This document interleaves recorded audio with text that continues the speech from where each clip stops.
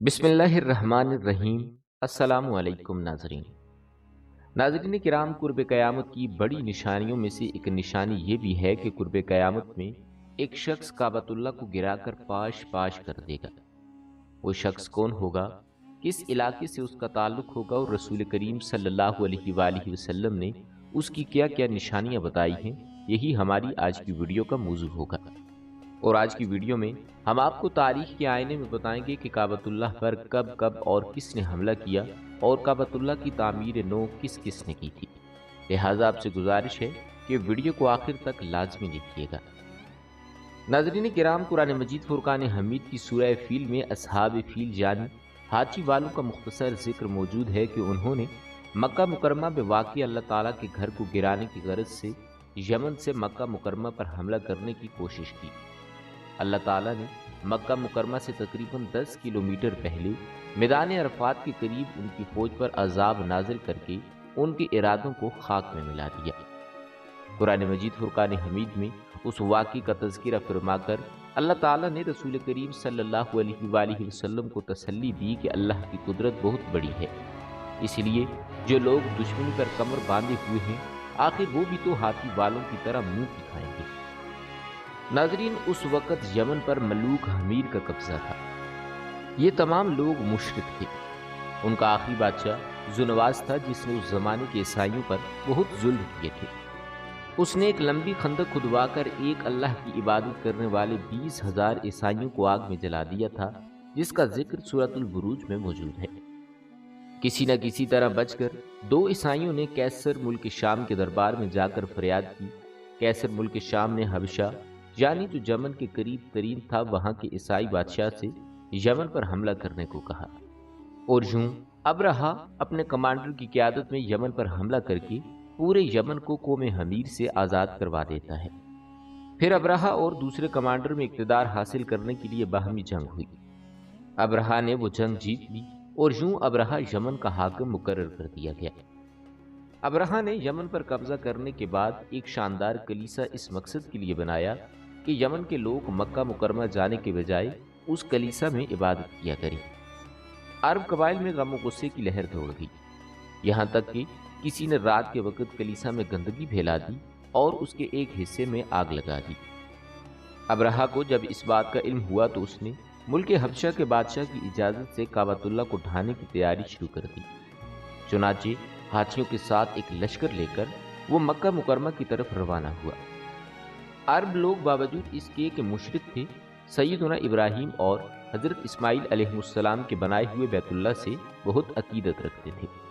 انہوں نے ابرہہ کے خلاف جنگ لڑی، مگر عرب لوگ مقابلے میں کامیاب نہ ہو سکے اور ابرہہ آگے بڑھتا گیا۔ طائف کے مشہور قبیلہ ثقیف نے اس کے آگے ہتھیار ڈال دیے، اور اس طرح وہ مکہ مکرمہ سے چند کلومیٹر کے فاصلے پر میدان عرفات کے قریب مخمص کے مقام پر پہنچ گیا، جہاں قریش مکہ کے اونٹ چر رہے تھے۔ ابرہہ کے لشکر نے ان اونٹوں پر قبضہ کر لیا، جن میں 200 اونٹ رسول کریم صلی اللہ علیہ وآلہ وسلم کے دادا حضرت عبد المطلب کے تھے۔ ابرہہ نے ایک نمائندہ مکہ مکرمہ بھیجا تاکہ وہ قریش کے سرداروں کے پاس جا کر اطلاع دے کہ ہم تم سے جنگ کرنے نہیں آئے، ہمارا مقصد بیت اللہ کو گرانا ہے۔ اگر تم نے اس میں رکاوٹ نہ ڈالی تو تمہیں کوئی نقصان نہیں پہنچے گا۔ عبد المطلب ابرہہ سے ملنے کے لیے پہنچے اور اس سے اپنے 200 اونٹوں کا مطالبہ کیا۔ ابرہہ کو بڑا تعجب ہوا کہ قبیلے کا سردار صرف اپنے اونٹوں کی بات کرتا ہے، بیت اللہ کے متعلق کوئی بات نہیں کرتا۔ عبد المطلب نے جواب دیا کہ اونٹوں کا مالک تو میں ہوں، مجھے ان کی فکر ہے، اور بیت اللہ کا مالک میں نہیں، اللہ ہے، جو اپنے گھر کی حفاظت کرنا جانتا ہے۔ ابرہہ نے کہا کہ تمہارا اللہ اس کو میرے ہاتھ سے نہ بچا سکے گا۔ عبد المطلب نے پھر کہا کہ تمہیں اختیار ہے، جو چاہے کرو۔ عبد المطلب اپنے اونٹ واپس لے کر آگے تو انہوں نے قریش کی ایک جماعت کے ساتھ بیت اللہ کا دروازہ پکڑ کر اللہ تعالیٰ سے دعائیں مانگی، اور پھر مکہ والوں کو ساتھ لے کر اس یقین کے ساتھ پہاڑوں پر چلے گئے کہ یقیناً ابرہہ کے لشکروں پر اللہ تعالیٰ کا عذاب نازل ہوگا۔ صبح ہوئی تو ابرہہ کے لشکر نے بیت اللہ پر حملہ آور ہونے کا ارادہ کیا تو اس کا محمود نامی ہاتھی بیٹھ گیا۔ وہ مکہ مکرمہ کی طرف چلنے کو تیار نہ ہوا۔ اسی دوران انہیں پرندوں کا ایک غول نظر آیا جن سے ہر ایک کے پاس چنے کے برابر 3 کنکریاں موجود تھیں، ایک چونچ میں اور 2 پنجوں میں، جو انہوں نے لشکر کے لوگوں پر برسانا شروع کر دی۔ ان کنکریوں نے وہ کام کیا جو بارودی گولی بھی نہیں کر سکتی تھی۔ جس پر یہ کنکری لگتی اس کے پورے جسم کو چھیدتی ہوئی زمین میں گھس جاتی۔ یہ عذاب دیکھ کر سارے ہاتھی بھاگ کھڑے ہوئے۔ لشکر کے سپاہیوں میں سے تو کچھ وہیں ہلاک ہو گئے اور کچھ بھاگ نکلے، اور وہ راستے میں مرے، اور ان کے جسم میں ایسا زہر پھیل گیا کہ ان کا ایک ایک حصہ سڑ گر کر گرنے لگا۔ ابرہہ کے جسم کی بھی یہی حالت تھی۔ اسے اسی حالت میں یمن لایا گیا اور وہاں اس کا سارا بدن بہہ بہہ کر ختم ہو گیا۔ اس کی موت سب کے لیے عبرتناک ثابت ہوئی۔ اس کے 2 ہاتھی بان مکہ مکرمہ میں رہ گئے تھے جو اپاہج اور اندھے ہو گئے تھے۔ صحابہ کرام نے ان کو بھی دیکھا تھا۔ ان کا یہ خیال تھا کہ بیت اللہ کے ستونوں میں لوہے کی مضبوط اور لمبی زنجیریں باندھ کر ان زنجیروں کو ہاتھیوں کے گلے میں باندھیں اور ان کو ہانکیں گے تو سارا بیت اللہ معاذ اللہ گر جائے گا۔ یہ اللہ کا نظام ہے کہ ہاتھیوں کا ساتھ لانا ہی ان کی ذلت آمیز شکست کا سبب بنا۔ ناظرین، اس واقعے کی تاریخ اور سن میں مورخین کا اختلاف ہے۔ منقول قول یہ ہے کہ یہ واقعہ رسول کریم صلی اللہ علیہ وآلہ وسلم کی ولادت کے ساتھ پیش آیا۔ ناظرین، اصحاب فیل کے اس واقعے کی وجہ سے بیت اللہ اور اس کی نگرانی کرنے والے قریش قبیلے کی اہمیت اور عظمت بڑھ گئی، چنانچہ وہ ان سے کوئی چھیڑ چھاڑ نہیں کرتے تھے، اور اس طرح ان کے سفر بھی خطرے سے خالی تھے۔ غرض قریش کے لوگ سارا سال 2 سفر کیا کرتے تھے۔ انہی سفروں کا ذکر اللہ تعالیٰ اگلی صورت میں کر رہے ہیں۔ ناظرین، خانہ کعبہ جس طرح آج ہمیں نظر آتا ہے یہ ویسا نہیں تھا جو حضرت ابراہیم علیہ السلام اور حضرت اسماعیل علیہ السلام کے دور میں تعمیر ہوا۔ وقت کے ساتھ ساتھ پیش آنے والی قدرتی آفات اور حادثات کی وجہ سے اس کو دوبارہ تعمیر کرنے کی ضرورت پڑتی رہی۔ ہم سب جانتے ہیں کہ کعبۃ اللہ کی دوبارہ تعمیر کا ایک بڑا حصہ رسول کریم صلی اللہ علیہ وآلہ وسلم کی زندگی میں نبوت ملنے سے قبل ممکن ہو چکا تھا۔ یہ وہ وقت تھا جب رسول کریم صلی اللہ علیہ وآلہ وسلم نے ایک بڑی خون ریزی کو اپنی دور اندیشی سے روکا تھا۔ ایک بڑے کپڑے میں حجر اسود کو رکھ کر ہر قبیلے کے سردار سے اسے اٹھوایا، اور اس کے بعد آنے والے وقت میں کئی مرتبہ خانہ کعبہ کی تعمیر ہوتی رہی۔ آخر میں خانہ کعبہ کی تفصیل سے آرائش 1996 میں ہوئی، جس کے نتیجے میں بہت سارے پتھروں کو ہٹا دیا گیا اور بنیاد کو مضبوط کر کے نئی چھت ڈالی گئی۔ یہ اب تک کی سب سے بڑی اور آخری تعمیر ہے، اور خانہ کعبہ کو پہلے سے کہیں زیادہ اب مضبوط تصور کیا جاتا ہے۔ کعبۃ اللہ ہر زمانے میں ایک معظم و محترم عمارت بن کر قائم رہی۔ کسی بھی زمانے میں، چاہے وہ اسلام سے قبل کا ہو یا اسلام کے بعد کا، بعض اوقات مخالفین کی جانب سے کعبۃ اللہ کی حرمت اور عزت کو پامال کرنے کی کوششیں ضرور کی گئیں، لیکن ان کا چال و فریب انہی کے منہ پر مار دیا گیا، کیونکہ اس عمارت کو اللہ تعالیٰ نے تمام عبادت گاہوں سے افضل قرار دیا ہے، اور اس کے اجر و ثواب میں بھی کئی گنا زیادہ اضافہ مقرر کیا ہے۔ وقت گزرنے کے ساتھ ساتھ تعمیر کعبہ میں تبدیلیاں ضرور آئی ہیں، اور چند وجوہات کی بنا پر کعبۃ اللہ کی تعمیر نو بھی کی گئی۔ اس موضوع میں ہم تعمیر کعبہ کے مختلف مراحل زمانہ بہ زمانہ تاریخی پس منظر سے آپ کو بتائیں گے۔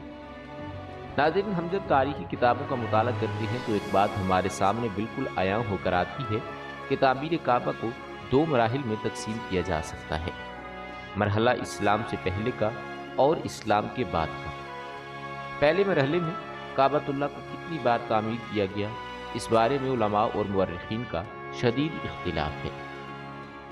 امام الفاسی لکھتے ہیں کہ اس بات میں کوئی شک نہیں کہ کعبہ شریف کو کئی مرتبہ تعمیر کیا گیا، لیکن عدد معین میں علماء اور مورخین کا زمانہ اول سے اختلاف رہا ہے۔ البتہ ان اختلافات سے جو عدد ہمیں ملا ہے وہ یہ ہے کہ کعبۃ اللہ کو کل 10 مرتبہ تعمیر کیا گیا، ان میں سے 8 مرتبہ اسلام کے عروج سے پہلے تعمیر کیا گیا، اور زمانہ اسلام میں 2 مرتبہ بیت اللہ کی تعمیر ہوئی۔ تعمیر کعبہ کا سلسلہ کچھ یوں ہے کہ پہلی مرتبہ فرشتوں نے اس کو تعمیر کیا، دوسری مرتبہ حضرت آدم علیہ السلام نے اس کو تعمیر کیا، تیسری مرتبہ ان کے بعد ان کی اولاد نے کعبۃ اللہ کو تعمیر کیا، چوتھی مرتبہ حضرت ابراہیم علیہ السلام نے کعبۃ اللہ کو تعمیر کیا، 5ویں مرتبہ قبیلہ عمالقہ نے تعمیر کیا، 6ٹھی مرتبہ قبیلہ جرہم نے کیا، 7ویں مرتبہ قریش نے اس کو تعمیر کیا، 8ویں مرتبہ عبداللہ بن زبیر بن العوام رضی اللہ تعالی عنہ نے تعمیر کیا، 9ویں مرتبہ حجاج بن یوسف ثقفی اور 10ویں مرتبہ سلطان مراد خان نے کعبۃ اللہ کی تعمیر نو کی۔ امام علی بن عبد القادر تبری کا قول ہے کہ کعبہ شریف کو کل 10 مرتبہ تعمیر کیا۔ انہوں نے اولاد آدم کو والد کے ساتھ ہی شمار کیا اور آخر میں عثمانی خلافت کے سلطان مراد خان کو گنتے ہیں کہ انہوں نے بھی کعبہ شریف کی تعمیر کی ہے۔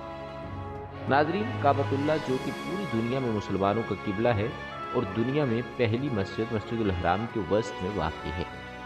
مسجد الحرام کی خصوصیت یہ ہے کہ اللہ تعالیٰ نے اسے امن کا گہوارہ بنایا ہے اور اس میں ایک نماز پڑھنے کا ثواب 1,00,000 نماز پڑھنے کے برابر ہے۔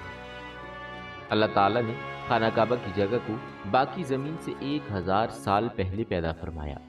یہ خطہ پانی پر ایک جھاگ کی شکل میں تیر رہا تھا، بس اللہ تعالیٰ نے اس خطے کے نیچے زمین کو بچھا دیا۔ حضرت آدم علیہ السلام جب اللہ تعالیٰ کے حکم پر زمین پر اترے تو آپ پر وحشت طاری ہو گئی اور آپ علیہ السلام نے اللہ تعالیٰ سے دعا کی۔ اللہ تعالیٰ نے بیت المعمور کو زمین پر نازل کیا جو جنت میں یاقوت کا بنا ہوا تھا اور اس پر سبز زبرجد کے دروازے تھے، ایک دروازہ مشرق کی طرف، دوسرا دروازہ مغرب کی طرف لگا ہوا تھا۔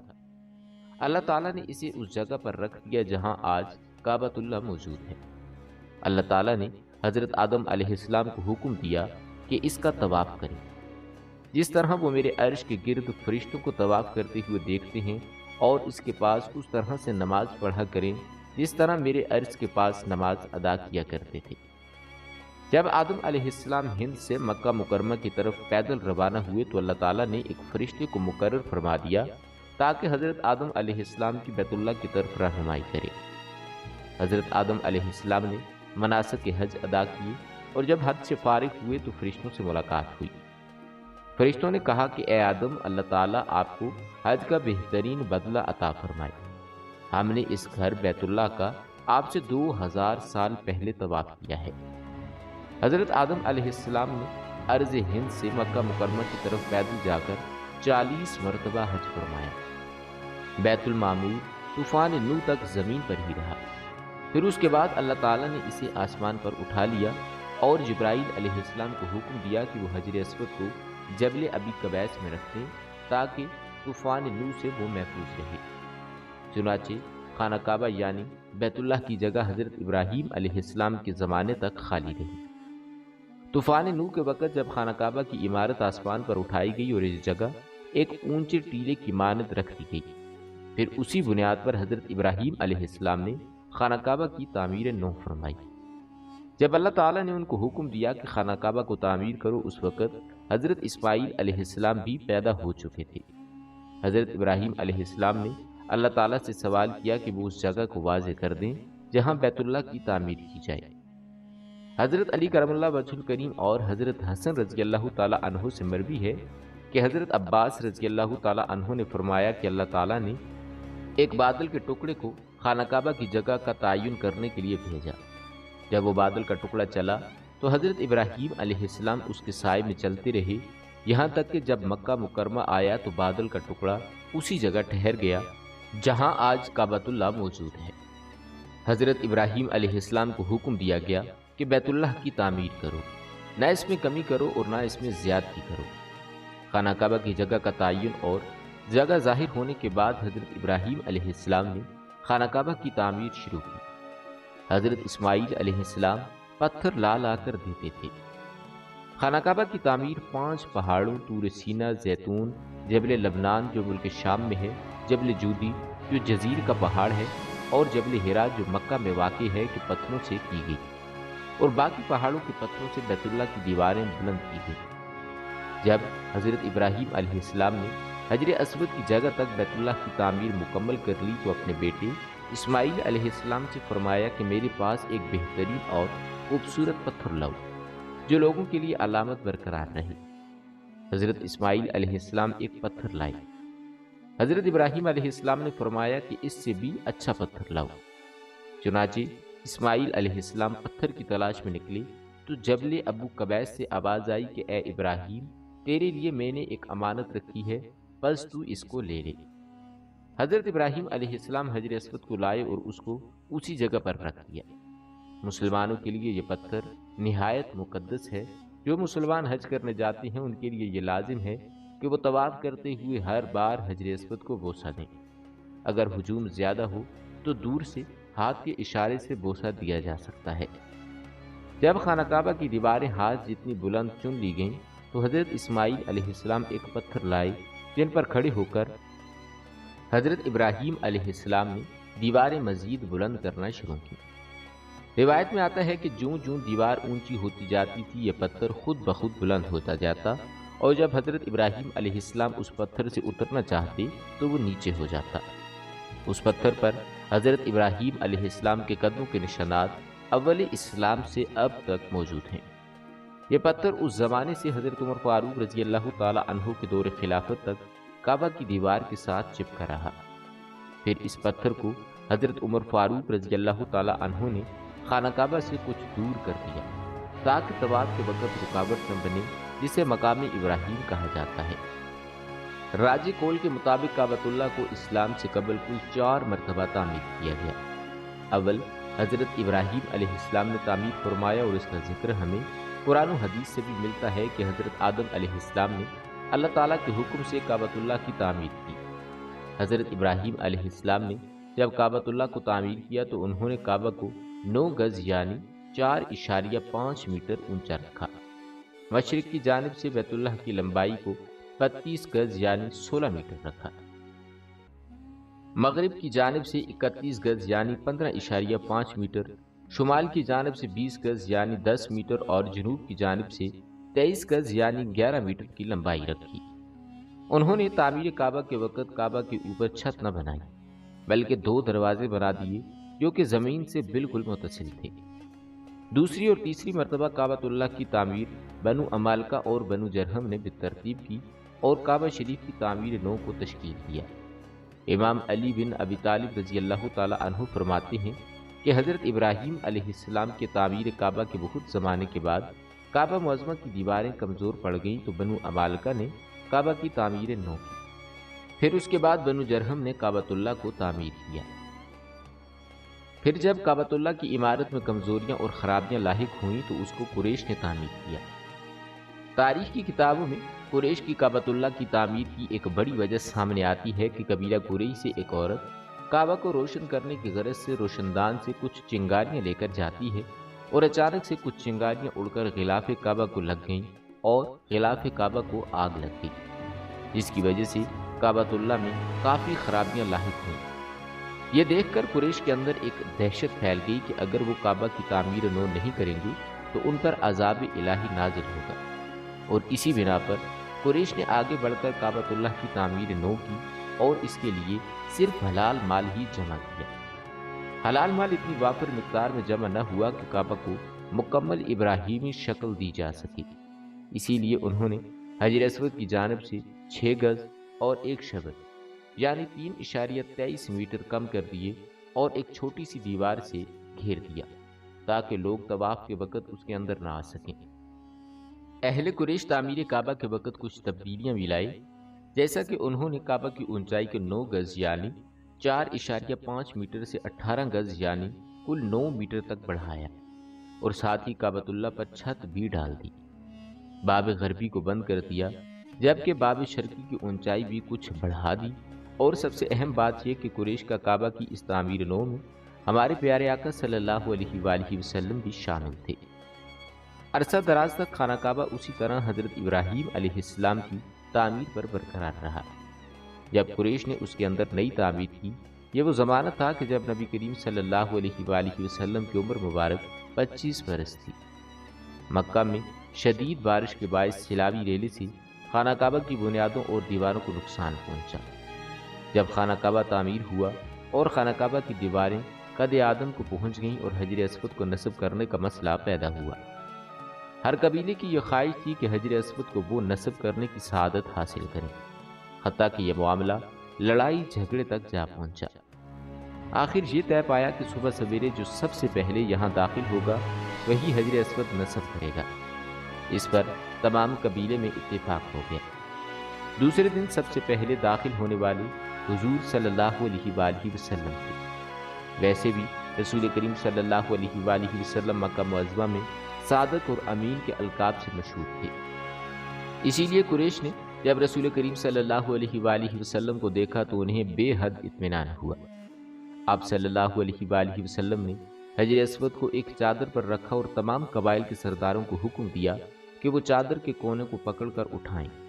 چنانچہ سب نے مل کر چادر کو اٹھایا، اور جب چادر اس مقام پر پہنچی جہاں حجر اسود رکھا جانا تھا تو حضور صلی اللہ علیہ وآلہ وسلم نے اپنے مبارک ہاتھوں سے اسے دیوار کعبہ میں نصب کر دیا، اور اس طرح ایک بہت بڑا جھگڑا ختم ہوا۔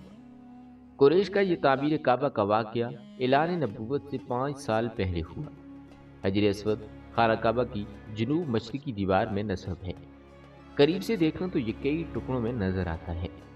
حجر اسود کے بارے میں حضرت عباس رضی اللہ تعالیٰ عنہ کی ایک روایت کے مطابق ہے کہ حجر اسود جنت کا پتھر ہے۔ جس وقت یہ پتھر آیا اس وقت یہ دودھ سے زیادہ سفید تھا، لیکن بنی آدم کے گناہوں نے اسے سیاہ کر دیا۔ تعمیر کعبۃ اللہ کے دوسرے مرحلے میں کل 3 دور ہیں۔ پہلا دور حضرت زبیر بن العوام رضی اللہ تعالیٰ عنہ کا ہے۔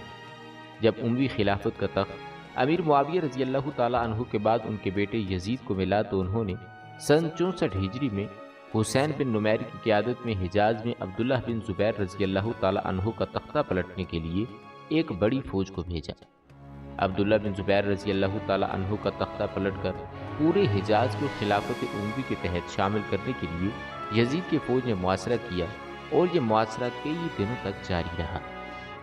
محاصرے کے دوران حسین بن نمیر منجنیق اور توپ کے ذریعے مکہ پر حملہ آور ہوا، جس کی وجہ سے خانہ کعبہ پر کافی اثر پڑا اور خانہ کعبہ کی دیواریں بالکل کمزور ہو گئیں۔ محاصرے کے 17 روز بعد یزید لعین کا انتقال ہوا تو اس کی فوج مکہ کو ختم کر کے شام کی طرف لوٹ گئی۔ اس کے بعد حضرت عبداللہ بن زبیر رضی اللہ تعالیٰ عنہ نے خانہ کعبہ کی تعمیر نو کی، اور بالکل اسی طرح تعمیر کیا جس طرح حضرت ابراہیم علیہ السلام نے تعمیر فرمایا تھا۔ حضرت عبداللہ بن زبیر رضی اللہ تعالیٰ عنہ نے تعمیر کعبہ کے وقت اس کی اونچائی کو 27 گز یعنی 13.5 میٹر بڑھایا۔ قریش نے مال وافر نہ ہونے کی وجہ سے جس جگہ کو خانہ کعبہ سے منفرد کیا تھا اس کو دوبارہ خانہ کعبہ میں ملا دیا۔ دوسرا دور حجاج بن یوسف سقفی کا ہے۔ یزید کے بعد عبد الملک بن مروان خلیفہ مقرر ہوا۔ عبد الملک بن مروان حجاج بن یوسف سقفی کی قیادت میں ایک بڑی فوج کو تشکیل دیتا ہے اور انہیں مکہ مکرمہ کی طرف روانہ کرتا ہے تاکہ عبداللہ بن زبیر کے تخت کو پلٹا جا سکے۔ جب حجاج اپنی فوج کے ساتھ مکہ مکرمہ پہنچا تو اس نے جو عبد الملک بن مروان کے خلاف گیا اور اس کی بیعت نہیں کی، اس کے خلاف اعلان جنگ کر دیا، اور اسی جنگ میں حجاج نے عبداللہ بن زبیر رضی اللہ تعالی عنہ کا نعوذ باللہ سر قلم کیا، اور پھر ان کے سر کو لے کر پورا مکہ مکرمہ میں چکر لگایا۔ پھر 74 ہجری میں حجاج نے خانہ کعبہ کی تعمیر کو دہرایا اور نئے انداز میں خانہ کعبہ کی تعمیر کروائی۔ اس نے خانہ کعبہ کے مغربی دروازے کو بند کروایا، جبکہ مشرقی دروازے کی اونچائی کو اور زیادہ بڑھا دیا۔ شمالی دیوار کو منہدم کر دیا اور خانہ کعبہ سے 6 گز اور 1 شب زمین کو الگ کر دیا۔ ناظرین کرام، یہاں آپ کو ایک اہم بات بتاتے ہیں کہ حضرت عبداللہ بن زبیر رضی اللہ تعالی عنہ نے اپنے زمانے میں کعبہ کی تعمیر اس طریقے پر کروائی جیسا کہ حضور صلی اللہ علیہ وآلہ وسلم کی خواہش تھی، جس کے بارے میں انہیں ان کی خالہ حضرت عائشہ صدیقہ رضی اللہ تعالی عنہا نے بتایا تھا۔ حجاج بن یوسف نے 73 ہجری میں عبداللہ بن زبیر رضی اللہ تعالی عنہ کو شہید کر ڈالا اور خلیفہ وقت عبد الملک بن مروان کو تعمیر کعبہ کے متعلق خط لکھا۔ اس نے خیال ظاہر کیا کہ یہ تعمیر عبداللہ بن زبیر نے اپنی طرف سے کی ہے۔ چنانچہ خلیفہ عبد الملک نے حجاج بن یوسف کو خانہ کعبہ کی تعمیر کی پہلی حالت پر لوٹانے کا حکم کر دیا۔ جب خلیفہ عبد الملک بن مروان کو معلوم ہوا کہ عبداللہ بن زبیر رضی اللہ تعالی عنہ کو خانہ کعبہ کی تعمیر کے بارے میں حضرت عائشہ صدیقہ رضی اللہ تعالی عنہا نے بتایا تھا اور یہ تعمیر حضور صلی اللہ علیہ وآلہ وسلم کی خواہش کے عین مطابق تھی، تو اسے خانہ کعبہ کو دوبارہ تعمیر کرنے والے اپنے حکم نامے پر بے حد افسوس ہوا کہ کاش میں اس کو اسی حالت پر چھوڑ دیتا تو بہتر ہوتا۔ پھر جب مہدی بن منصور کا زمانہ خلافت آیا تو اس نے حضرت امام مالک بن انس رحمہ اللہ سے مشورہ کیا کہ کعبۃ اللہ کو حضرت عبداللہ بن زبیر رضی اللہ تعالی عنہ کی تعمیر کردہ صورت پر واپس لوٹایا جائے تو کیسا ہوگا؟ حضرت امام مالک بن انس نے فرمایا، مجھے ڈر ہے کہ ملوک یعنی خلفاء اس کو کھیل بنا لیں گے، یعنی جب بھی کوئی بادشاہ آئے گا تو اپنے خیال کے مطابق اس کو بنائے گا، لہٰذا امام نے اس کو اسی حالت پر برقرار رہنے دیا۔ تیسرا دور سلطان مراد خان کا تھا۔ سلطان مراد خان خلافت عثمانیہ کے سلطان ہیں۔ سلطان محمد فاتح جنہوں نے قسطنطنیہ فتح کیا تھا انہی کے فرزند ہیں۔ سلطان مراد خان کا دور خلافت سن 1032 ہجری سے 1050 تک کا ہے۔ سن 1039 میں مکہ مکرمہ میں جب شدید بارش کی وجہ سے سیلاب آیا اور یہ سیلاب خانہ کعبہ اور مسجد الحرام تک پہنچ گیا تو اس میں کافی خرابیاں ہوئیں۔ اسی سیلاب میں خانہ کعبہ کی شامی دیوار گر گئی اور مغربی اور مشرقی دیوار کا بعض حصہ بھی گر گیا، تو سلطان مراد خان نے کعبۃ اللہ کی مغربی اور شمالی دیواروں کو گرا کر خانہ کعبہ کی تعمیر نو کی۔ بہت ہی خوبصورت انداز میں کعبۃ اللہ کی تعمیر ہوئی اور دور حاضر تک وہی تعمیر شدہ کعبۃ اللہ باقی ہے۔ تاہم مختلف ادوار میں خانہ کعبہ کے صحن اور اطراف میں تعمیر و توسیع کا کام ہوتا رہا، لیکن سب سے بڑی توسیع سعودی دور حکومت میں ہوئی، جس میں مسجد حرام کو دور جدید کے معیار کے مطابق بنایا گیا اور ایئر کنڈیشنز اور باقی سیڑھیاں بھی نصب کی گئیں۔ اس وقت مسجد الحرام کی 3 منزلیں ہیں جس میں لاکھوں نمازی نماز ادا کر سکتے ہیں۔ اللہ تعالیٰ سے دعا ہے کہ اللہ تعالیٰ ہم سب کو حج کی سعادت نصیب فرمائے۔ ناظرین کرام، اب بات کرتے ہیں قرب قیامت کی اس نشانی کے بارے میں۔ بے شک کعبۃ اللہ اللہ تعالیٰ کی نشانیوں میں سے ایک عظیم نشانی ہے، اور جب تک یہ قائم ہے دنیا باقی ہے۔ جب اس کو گرا دیا جائے گا تو دنیا تباہ و برباد ہو جائے گی اور قیامت برپا ہو جائے گی۔ قرب قیامت میں ایک بدبخت حبشی خانہ کعبہ کو گرا دے گا، جس کے فوراً بعد قیامت قائم ہو جائے گی۔ اسے آخری زمانے میں کالا حبشی شخص منہدم کرے گا جو 2 پنڈلیوں والا ہوگا۔ اس کا یہ نام اس کی پنڈلیوں کی چھوٹے اور باریک ہونے کی وجہ سے ہوگا، اور وہ کعبہ کے ایک ایک پتھر کو گرا دے گا، اس کے غلاف کو اتار دے گا اور اس کے زیورات کو لوٹ لے گا۔ اس سلسلے میں حضرت عبداللہ بن عمر رضی اللہ تعالی عنہ سے روایت ہے کہ رسول کریم صلی اللہ علیہ وآلہ وسلم نے ارشاد فرمایا کہ اہل حبشہ کو چھوڑے رہو جب تک وہ تمہیں چھوڑے ہوئے ہیں، کیونکہ کعبہ کے خزانے کو 2 سجتین حبشی کے کوئی اور نہیں نکالے گا۔ ایک اور جگہ پر ابو ہریرہ رضی اللہ تعالیٰ عنہ نے کہا ہے کہ رسول کریم صلی اللہ علیہ وآلہ وسلم نے فرمایا کہ کعبہ کو 2 پتلی پنڈلیوں والا ایک حبشی برباد کرے گا۔ اور ایک اور روایت میں ہے کہ رسول کریم صلی اللہ علیہ وآلہ وسلم نے ارشاد فرمایا کہ چھوٹی پنڈلیوں والا ایک حبشی خانہ کعبہ کو گرا دے گا۔ جبکہ بخاری شریف میں یہ بھی زائد ہے، گویا میں اسے دیکھ رہا ہوں کہ وہ کالا اور چوڑی ٹانگ والا ہے، کعبہ کے پتھر اکھاڑ اکھاڑ کر پھینک رہا ہے۔ شرح بخاری میں ہے کہ آخری زمانے میں حضرت سیدنا عیسیٰ علیہ السلام کے وصال کے بعد جب سینوں سے قرآن مجید فرقان حمید اٹھا لیا جائے گا تو اس کے بعد وہ بدبخت حبشی خانہ کعبہ کو گرائے گا۔ سیدنا عبداللہ بن عمر رضی اللہ تعالیٰ عنہ بیان کرتے ہیں کہ رسول کریم صلی اللہ علیہ وآلہ وسلم نے فرمایا کہ چھوٹی اور پتلی پنڈلیوں والا ایک حبشی کعبۃ اللہ کو برباد کرے گا، وہ زیورات کو لوٹ لے گا اور اسے غلاف سے محروم کر دے گا۔ میں گویا اسے دیکھ رہا ہوں، گنجا ٹیڑھے ہاتھ پاؤں والا، کعبہ کو اپنے بیلچے اور کدال کے ذریعے سے ڈھا رہا ہے۔ حدیث شریف میں ہے کہ اس کے سر پر بال نہیں ہوں گے، جوڑوں میں ٹیڑھا پن ہوگا، گویا وہ اپنی جگہ سے ہٹے ہوئے ہوں گے۔ وہ اپنے پھواڑے سے خانہ کعبہ کو گرائے گا۔ پھواڑا لوہے کا ایک آلہ ہے جو زراعت میں استعمال ہوتا ہے، اور کدال بھی لوہے کا ایک آلہ ہے جسے پتھروں کی کھدائی کے لیے استعمال کیا جاتا ہے۔ ایک حدیث میں رسول کریم صلی اللہ علیہ وآلہ وسلم نے اپنے ایک ارشاد میں فرمایا کہ ایک وقت آئے گا جب اس گھر کی حرمت کو اس کے رہنے والے ہی پامال کر دیں گے۔ سیدنا ابو ہریرہ رضی اللہ تعالی عنہ سے روایت ہے کہ آپ صلی اللہ علیہ وآلہ وسلم نے فرمایا کہ اس شخص سے مراد امام مہدی ہیں کہ حجر اسود اور مقام ابراہیم کے درمیان بیعت کی جائے گی، اور اس گھر کی حرمت کو اس کے رہنے والے ہی پامال کریں گے، اور جب ایسا ہوگا تو پھر عربوں کی ہلاکت اور بربادی کے بارے میں پوچھا نہ جائے۔ پھر حبشہ سے ایک لشکر آئے گا جو کعبہ کو تباہ و برباد کر دے گا۔ اس تباہی کے بعد پھر اللہ تعالیٰ کا یہ گھر کبھی آباد نہ ہو سکے گا، یہاں لوگ اس کا خزانہ بھی نکال کر لے جائیں گے۔ ناظرین کرام، حدیث میں الفاظ ملتے ہیں اکڑتا ہوا چلے، یعنی چلتے ہوئے اس شخص کے دونوں پنجے تو نزدیک رہیں اور دونوں ایڑیوں میں فاصلہ ہو۔ وہ حبشی مرد جو قیامت کے قریب کعبہ کو اٹھائے گا وہ اسی شکل و صورت کا ہوگا۔ دوسری روایت میں ہے کہ اس کی آنکھیں نیلی، ناک پھیلی ہوئی ہوگی، پیٹ بڑا ہوگا، اس کے ساتھ اور لوگ ہوں گے۔ وہ کعبہ کا ایک ایک پتھر اکھاڑ ڈالیں گے اور سمندر میں لے جا کر پھینک دیں گے۔ ناظرین کرام، احادیث کے آثار سے پتہ چلتا ہے کہ اس کا تعلق افریقہ کے کسی ملک سے ہوگا۔ اسی طرح ایک گروہ کعبہ پر حملہ آور ہوگا جو زمین میں دھنس جائے گا، لیکن کس علاقے سے اس کا تعلق ہوگا اس کا ذکر موجود نہیں۔ کعبۃ اللہ پر حملہ کرنے کے حوالے سے ایک اور حدیث بھی ملتی ہے جس کی راوی حضرت عائشہ صدیقہ رضی اللہ تعالی عنہا ہے۔ ام المومنین حضرت عائشہ صدیقہ رضی اللہ تعالی عنہا کہتی ہیں کہ رسول کریم صلی اللہ علیہ وآلہ وسلم نے فرمایا کہ ایک فوج بیت اللہ پر چڑھائی کرے گی اور وہ زمین میں دھسا دی جائے گی۔ یہ قیامت کی بالکل نزدیک کا زمانہ ہوگا۔ اللہ تعالی ہر مسلمان کو اس وقت کے فتنے سے بچائے، آمین۔ ناظرین، واقعہ اصحاب فیل کے زمانے میں مکہ والے تو کافر تھے مگر بیت اللہ کی تعظیم کیا کرتے تھے اور اس کی حرمت کو پامال نہیں کرتے تھے۔ اسی لیے اللہ تعالیٰ نے کعبہ کو ابرہہ اور اس کے لشکر سے بچا لیا۔ جہاں تک حبشی کا معاملہ ہے تو وہ کعبہ کو گرانے میں اس وقت کامیاب ہوگا جب مقامی لوگ بھی کعبہ کی حرمت کو پامال کرنا شروع کر دیں گے اور اس کی حرمت کا پاس نہیں کریں گے۔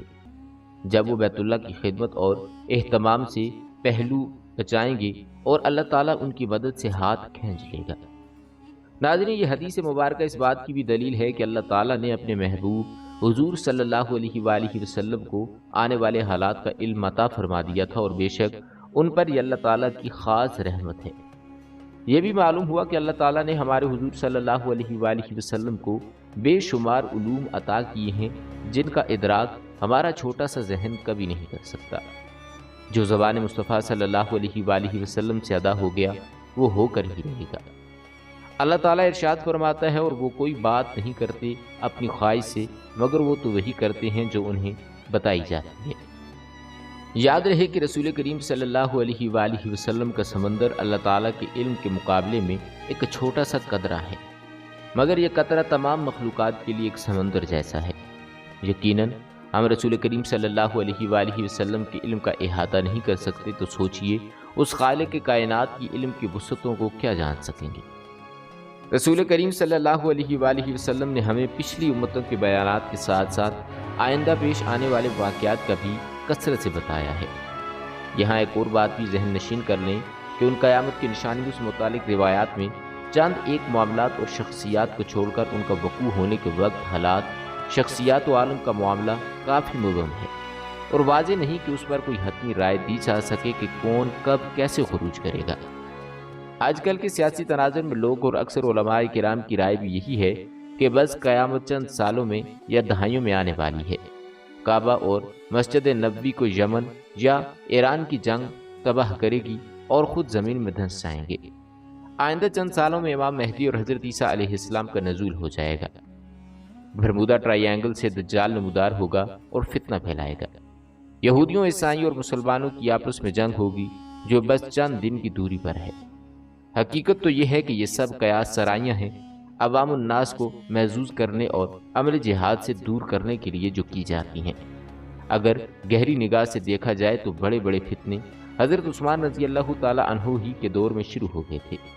کتنے ہی لوگوں نے جھوٹے نبی ہونے کا ڈرامہ رچایا، کتنی ہی دفعہ مسلمانوں اور یہود و نصارہ میں بڑی بڑی جنگیں ہوئیں، کئی مرتبہ قبلہ اول فتح ہوا، کتنی مرتبہ قبلہ اول پر یہود کا قبضہ رہا، اور کتنی مرتبہ دجال نما انسان پیدا ہوئے، لیکن ان کا ذکر قرب قیامت کے سلسلے میں نہیں ہوتا۔ صرف 20ویں اور 21ویں صدی کے سیاسی معاملات اور واقعات ہی کو قرب قیامت سمجھ لیا گیا ہے، جبکہ رسول کریم صلی اللہ علیہ وآلہ وسلم کے ایک فرمان کے مطابق آپ صلی اللہ علیہ وآلہ وسلم کی وفات کے بعد کا سارا زمانہ قرب قیامت ہی ہے، چاہے کتنی صدیاں بیت جائیں۔ لہٰذا علماء کو چاہیے کہ آج کل کے سیاسی پروپیگنڈے سے متاثر ہو کر ان عوام الناس کو محظوظ کرنے کے بجائے ان کو نیک اعمال اور جہاد فی سبیل اللہ کی ترغیب دیں، اور اللہ تعالیٰ سے دعا ہے کہ اللہ تعالیٰ ہمیں ان فتنوں سے بچنے کی توفیق عطا فرمائے۔ ناظرین کرام، یہ تھی ہماری آج کی ویڈیو۔ امید کرتے ہیں کہ آپ کو ہماری یہ ویڈیو پسند آئی ہوگی۔ اسی طرح کی مزید ویڈیوز دیکھنے کے لیے ہمارے چینل کو سبسکرائب کریں۔ بہت جلد ایک نئی ویڈیو کے ساتھ ملتے ہیں، تب تک کے لیے اپنا خیال رکھیے گا۔ اللہ تعالیٰ آپ کا حامی و ناصر ہو۔